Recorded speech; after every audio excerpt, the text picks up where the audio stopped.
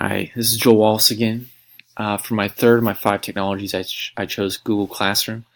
The reason I chose Google Classroom is because I find it to be a very convenient method for saving student work and making it very simple for students to complete and turn in assignments. In the past, when I've had students work on computers, I've had a lot of issues with students losing work on the computer, forgetting where they saved it.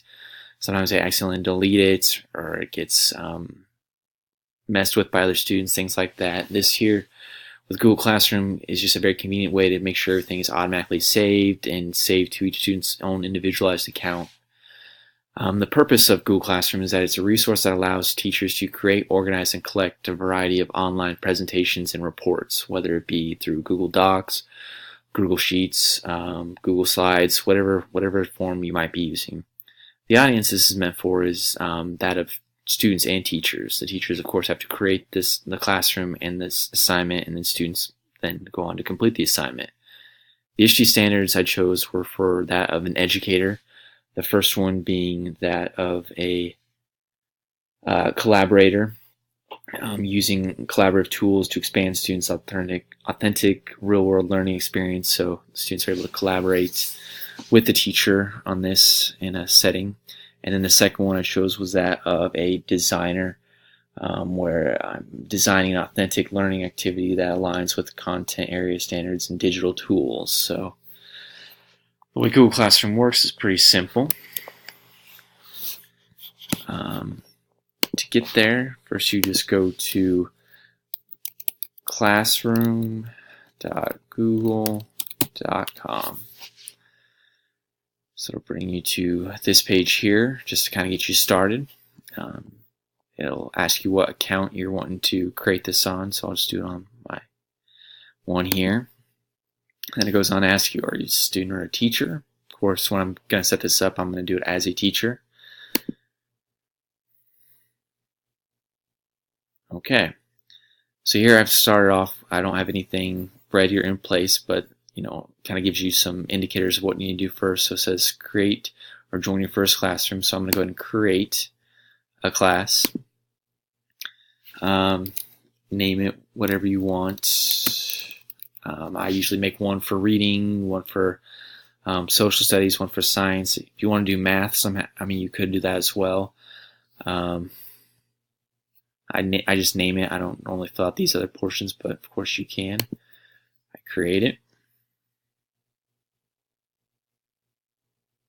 Give it a moment here.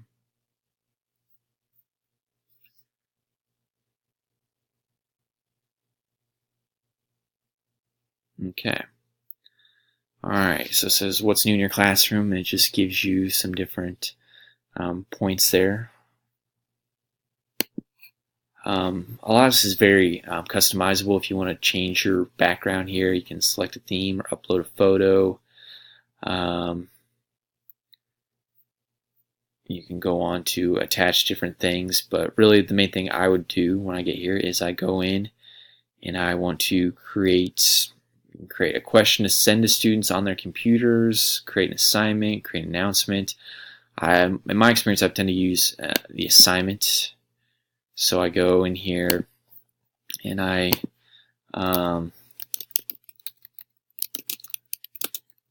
title it. I might give in some instructions. I usually, and this is something I'm teaching from, or I usually give instructions beforehand, but if you want to add them to this, you can.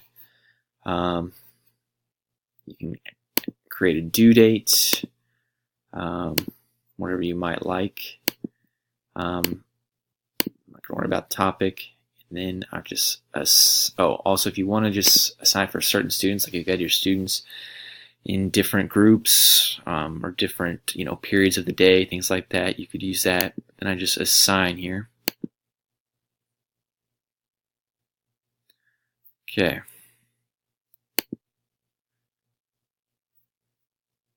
So if I come in here, I can see what students are done and things like that.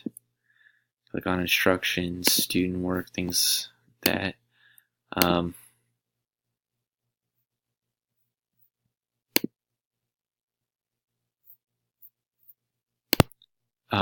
Back here, if I were to go back into this class, the way you get students to join your class is you have a couple options here.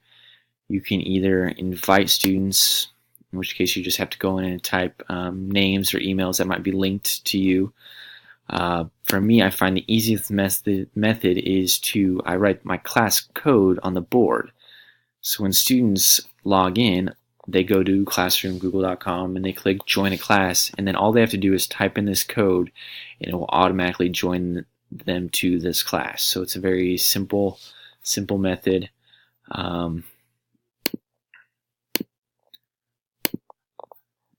So the last thing to really note here is, as students work on this, you do want to instruct them, do you want it to be a Google document, a Google slide, whatever it might be you choose, and then when they're done, they will submit it.